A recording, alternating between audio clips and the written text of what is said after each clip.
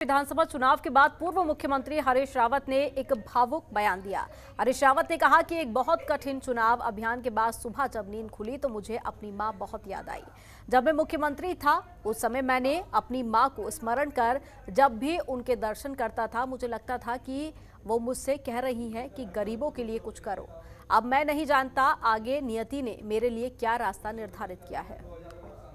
आज एक बहुत कठिन चुनाव अभियान के बाद सुबह जब नींद खुली तो मुझे अपनी माँ बहुत याद आई।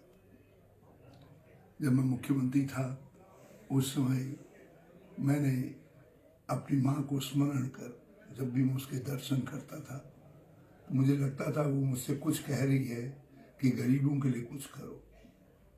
अब मैं नहीं जानता आज आगे नियति ने मेरे लिए क्या रास्ता निर्धारित किया है, मगर माँ घास लेकर के आने वाली और लकड़ी लेकर के आने वाली आज भी मेरी बहुत सारी बहनें हैं। मैं तुझे घषारी सम्मान पेंशन समर्पित करता हूँ। विधानसभा चुनाव के लिए मतदान होने के बाद अब राजनीतिक पार्टियों ने कयास लगाने भी शुरू कर दिए हैं। कांग्रेस के नेता और राज्यसभा सांसद प्रदीप टम्टा ने दावा करते हुए कहा कि अल्मोड़ा संसदीय क्षेत्र से इस बार कांग्रेस को बड़ी जीत मिलने वाली है। उन्होंने कहा कि बेरोजगारी महंगाई का एक बड़े मुद्दे पर लोगों ने मतदान किया है। उन्होंने कहा कि प्रदेश में बदलाव की लहर है। इस बार पूरे बहुमत से कांग्रेस सरकार बना रही है। साफ और स्पष्ट मूड है कि इस समय बदलाव का समय है। जनता ने पहले ही संदेश दिया था जब परिवर्तन यात्रा में बीजेपी जा रही है, कांग्रेस आ रही है। पूरे प्रदेश के अंदर साफ और स्पष्ट बहुमत से कांग्रेस की सरकार बनेगी और अल्मोड़ा संसदीय क्षेत्र में हम 2002 के रिकॉर्ड को भी तोड़ेंगे। साफ स्पष्ट बहुमत से हम पूरी, चाहे अल्मोड़ा जिले हो, पिथौरागढ़ हो, बागेश्वर हो, चंपावत में सब जगह से है कि कांग्रेस की सरकार बन रही है। और ये परिवर्तन का समय कारण इसलिए है इन 5 सालों में जो राज्य की दुर्दशा की। उत्तराखंड में विधानसभा चुनाव को लेकर मतदान संपन्न हो चुका है। ऐसे में थराली सीट पर बीजेपी और कांग्रेस के बीच में मुख्य मुकाबला नजर आ रहा है। यहां थराली सीट पर कांग्रेस प्रत्याशी डॉक्टर जीतराम ने मतदाताओं का आभार जताया और महिला वोटरों की लोकतंत्र में सहभागिता पर धन्यवाद भी किया। साथ ही साथ कहा कि महिला मतदाताओं ने निश्चित रूप से बीजेपी की सरकार और महंगाई और घरेलू बढ़ती कीमतों के विरोध में मतदान किया है। थराली विधानसभा सीट पर कांग्रेस प्रत्याशी डॉक्टर जीतराम अपनी जीत को लेकर पूरी तरह से आश्वस्त नजर आ रहे हैं।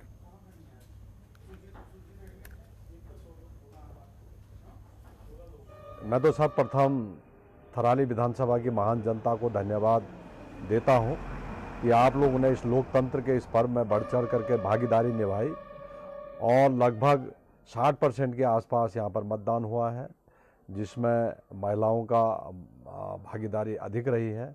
ये बहुत अच्छी बात है कि हमारी मातृशक्ति जागरूक है और वो बड़ी संख्या में वोट देने के लिए निकली, अपने बूथों पर निकली। और निश्चित रूप से जो युवा है, मातृशक्ति है और तमाम विधानसभा की जो जनता है, इस समय उन्होंने बदलाव का मूड। पिछले 3 महीने से वेतन, पेंशन और 7वें वेतनमान का पेंशन एरियर का भुगतान नहीं मिलने से संविदा कर्मचारियों में काफी ज्यादा आक्रोश है।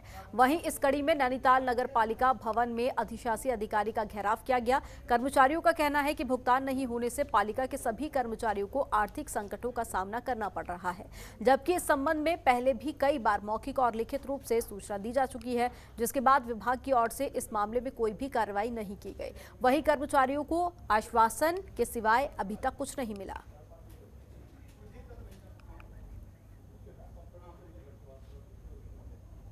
चमोली में अपराधों की रोकथाम और दुर्घटना में पीड़ितों की तुरंत सहायता के लिए स्थानीय लोगों को हाईवे पेट्रोल वाहनों की सौगात दी गई है। पुलिस अधीक्षक ने हाईवे पेट्रोल वाहनों को हरी झंडी दिखाकर रवाना किया।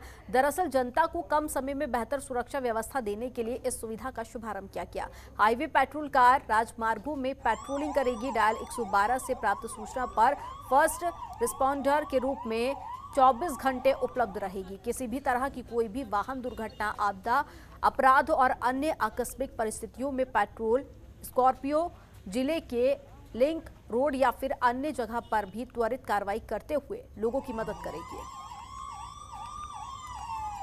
लगातार जो है हमारे रूट में इन वाहनों को भी हमने जो है राष्ट्रीय राजमार्ग पे ही ज़्यादा केंद्रित और फोकस किया है, तो यात्रियों को एक अच्छी सुगम यातायात व्यवस्था जो है दिलाने के परिप्रेक्ष्य में इन वाहनों को लगातार हम फील्ड पे रखेंगे। हम हरिद्वार में माघ पूर्णिमा के मौके पर हजारों श्रद्धालुओं ने मां गंगा में डुबकी लगाई और गंगा स्नान के लिए आने वाले श्रद्धालुओं की बॉर्डर पर कोई रोक टोक नहीं होगी। श्रद्धालुओं को कोरोना गाइडलाइन का पालन करते हुए मास्क लगाना अनिवार्य होगा और सनातन धर्म में पूर्णिमा का अलग ही महत्व है।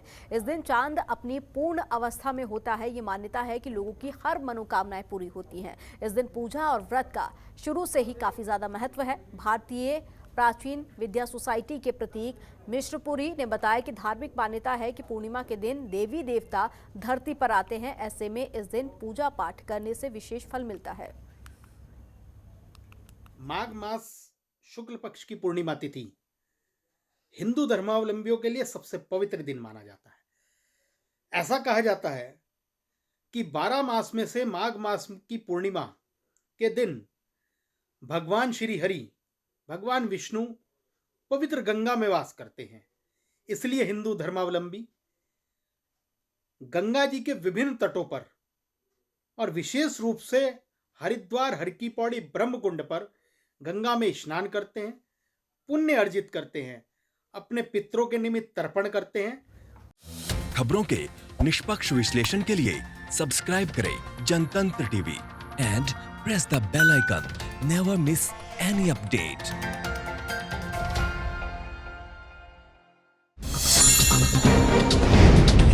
डाउनलोड कीजिए जनतंत्र टीवी ऐप को, जो कि अवेलेबल है गूगल प्ले और ऐप स्टोर पर। अधिक जानकारी के लिए अभी डाउनलोड करें।